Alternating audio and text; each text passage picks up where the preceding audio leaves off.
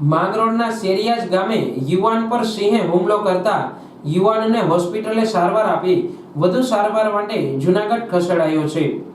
યુવાન પોતાના ઘર બહાર સૂતો હતો ત્યારે રાત્રિના સમયે લાઇટ જતા ફળિયામાં સૂતો હતો ત્યારે સિંહે હુમલો કરતા યુવાન ઈજાગ્રસ્ત થયો હતો।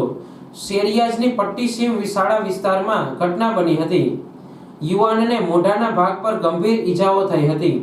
ઈજાગ્રસ્તને પ્રથમ માંગરોળ અને ત્યારબાદ વધુ સારવાર માટે જૂનાગઢ સિવિલ હોસ્પિટલે સારવાર માટે ખસેડાયો હતો। આ વિસ્તારમાં વારંવાર સિંહ આવી ચડવાની ફરિયાદો ઉઠી છે। સિંહને પકડવા ગામના લોકોએ માંગ કરી હતી। હાલમાં ઘટના સ્થળે વન વિભાગ પહોંચી તપાસ હાથ ધરી છે। મારું નામ ડાકી સનાભાઈ ગોવિંદભાઈ, હું શેરિયાજ તાલુકો માંગરોળ જિલ્લો જુનાગઢ। અમે વાડી વિસ્તારમાં રહીએ છીએ, પટ્ટી સિંહ શાળા મેળે। ત્યાં રાતના લાઈટ ઓછી હતી ને એમ કે મને ગરમી થઈ ને હું બરાબર નીકળ્યો ને ત્યાં રીંધા સળગી ને તો હાવજો આવીને મારી પર હુમલો કરી દીધો। ને આવા હાજર છે ને વન વિભાગમાં રાખવાના, એમાંથી દૂર રાખવાના છે।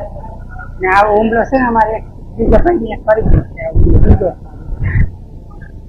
માંગણી શું છે તમારી? એને દૂર કરો, અમારી માંગણી વન વિભાગ કામ કરે છે? વન વિભાગમાં દૂર કરવાની।